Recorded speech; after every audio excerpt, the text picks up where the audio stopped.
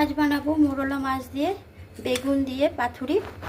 মোরলা মাছটা আমি ভালো করে বেছে ধুয়ে নুন হলুদ আর একটু সরষের তেল মাখিয়ে রেখেছি।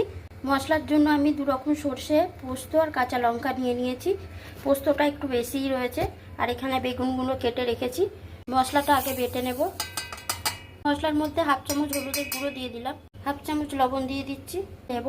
মশলাটা ভালো করে বেটে নেব। কড়াইতে তেল গরম করতে দিয়ে দিয়েছি, একটু হলুদের গুঁড়ো দিয়ে দিলাম, একটু লবণ দিয়ে দিলাম। বেগুনটা ভেজে নেব। বেগুনটা ভাজা হয়ে গেছে, আমি এবার তুলে নিচ্ছি। বেগুন ভাজার তেলটা আমি এই সর্ষে পোস্ত বাটার মধ্যে দিয়ে দিচ্ছি। পাতার মধ্যে আমি কটা মোরলা মাছ দিয়ে দিয়েছি। এবার সর্ষে পোস্ত বাটাটা দিয়ে দেব।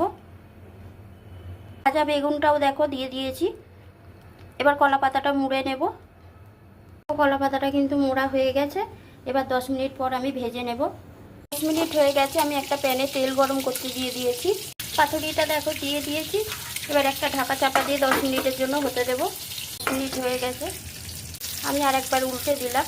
10 মিনিট হয়ে গেছে, ঢাকা চাপা দিয়ে দেবো 10 মিনিট। মোরলা মাছের বেগুন দিয়ে পাতুরিটা দেখো হয়ে গেছে। ঠান্ডা হলে তোমাদের খুলে দেখাচ্ছি কেমন হয়েছে। দেখো পাতুরিটা ঠান্ডা হয়ে গেছে, আমি খুলে নিয়েছি।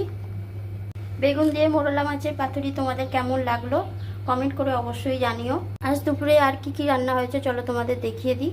ভাত আর উচ্ছে সিদ্ধ হচ্ছে। এখানে আছে বেগুন ভাজা, এখানে আছে মোরলা মাছ ভাজা, আছে কাতলা মাছ পটল আলু দিয়ে পোস্ত দিয়ে একটা তরকারি।